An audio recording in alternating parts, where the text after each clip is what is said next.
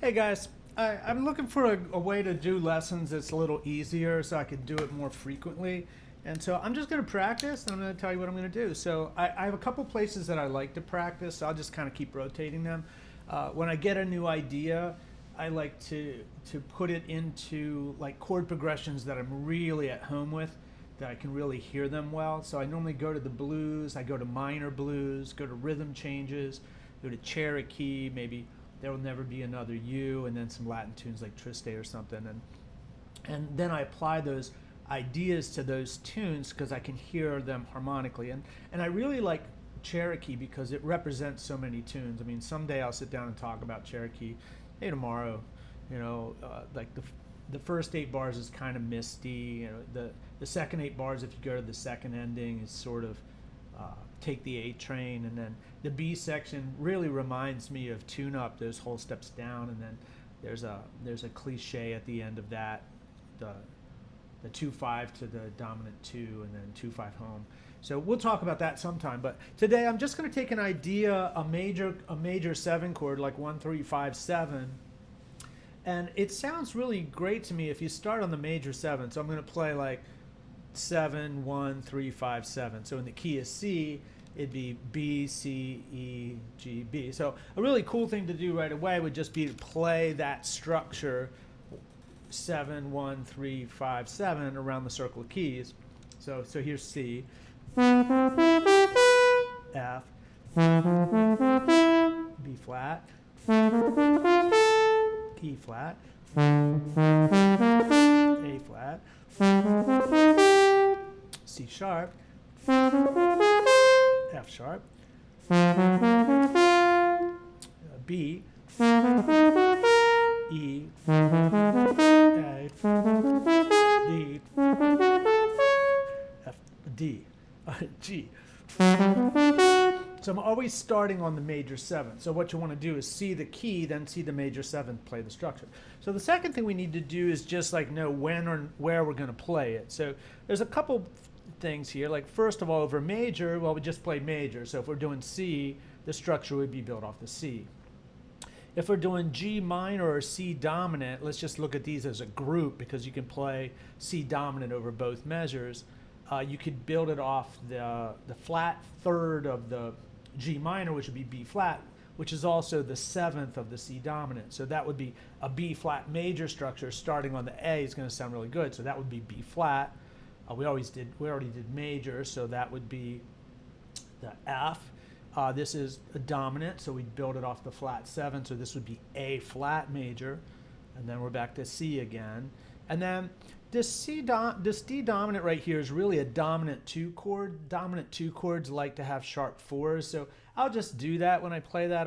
It's a C structure because you build it off the dominant 7th, but I'll add the sharp 4 to that. And then we get to this tricky little thing. So let's just do this. When we do the D, that's going to be off the flat 3 because it's a minor, so it'll be an F structure. And then let's just play the flat 9 and sit on it. So we'll just play a B flat and hold it out because it's just a great note to train your ear to hear. And then we're back to F. And then this really doesn't imply the flat 9, but let's just play it anyway. We'll just play a flat 9 here, so we'll just sit on G sharp or A flat.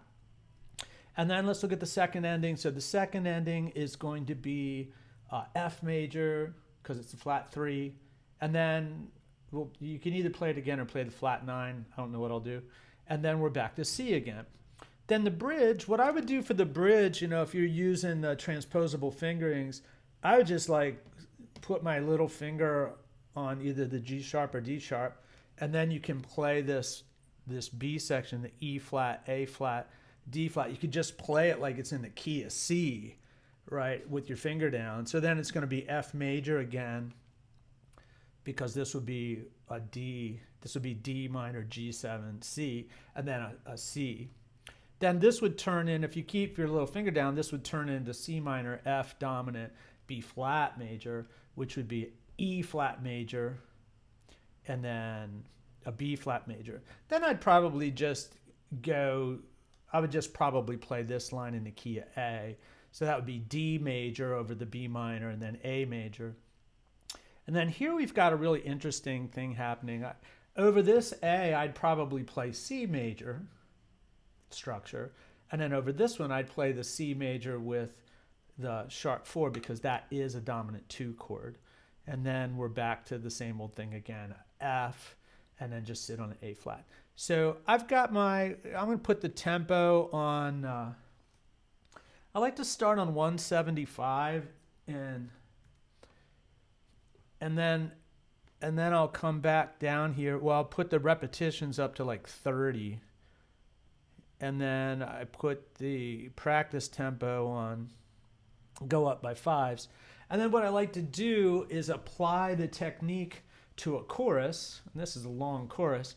And then I'll improvise. And the whole time it keeps going faster. And I'll keep doing that. I'll keep alternating back and forth between doing the exercise and keeping track, intellectually of what's going on, and then improvise trying to use those techniques. So here we go, and I'm just going to practice. So hopefully I can remember all that stuff. All right. Oh, it didn't save quite right here, and my balance is all wrong too. So here, let me get set up here. So it's 175, enter. That should be good. And it was a little quiet, so I'm going to turn it up. If this is weird, I'll fix it. And I noticed that the piano wasn't playing too. So here we go. Now I'll give it a shot.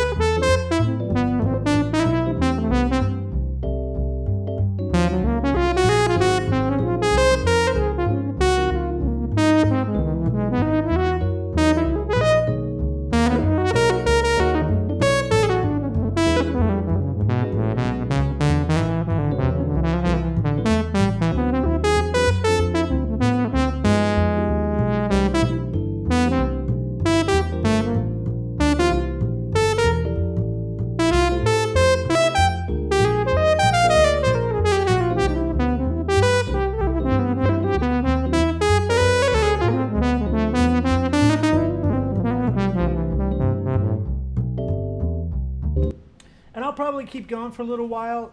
Man, I really tossed it on the bridge. I got in my brain, I was between transposing and not transposing, and I kind of blew it on that. But I know that's why we practice, so we can get more consistent.